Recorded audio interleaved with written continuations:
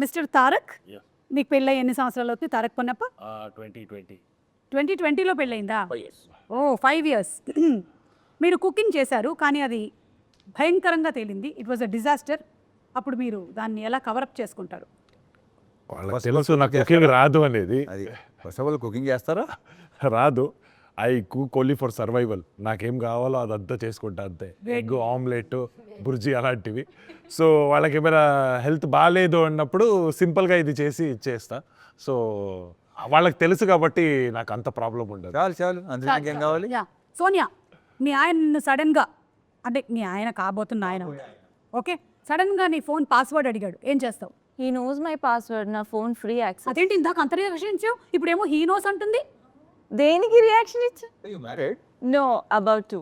About to marry. Oh, okay. Congratulation.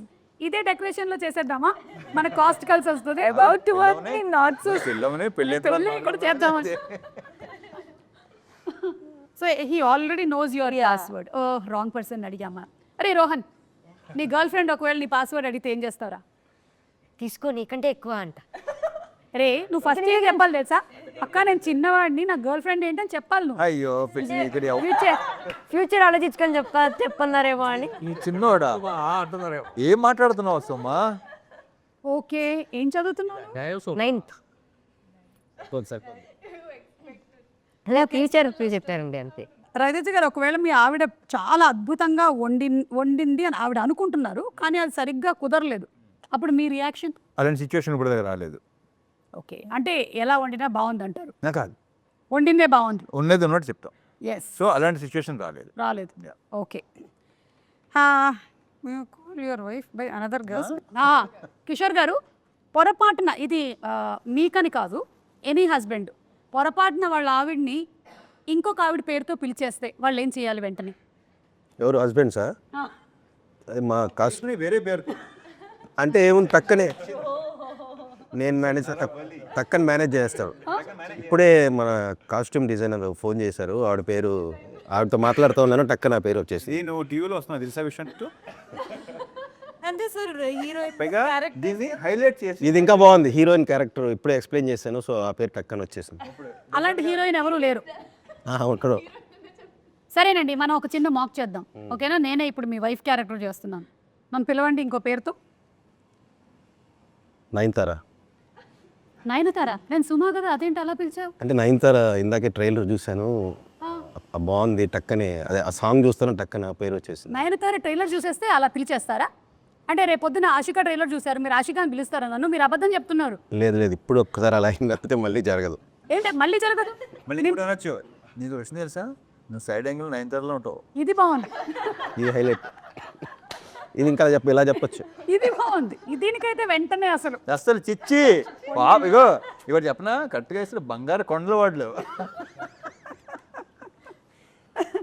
Okay, మీరు accidentally, Raviteja గారు మరీ మంచోళ్ళు అయిపోయారు. సరే, మీరు ఇప్పుడు క్యారెక్టర్ రామ్ సత్యనారాయణ గారి క్యారెక్టర్, మీరు you accidentally liked or commented on someone else post and your wife sees it. Balamani చూసేసింది. పోస్టా?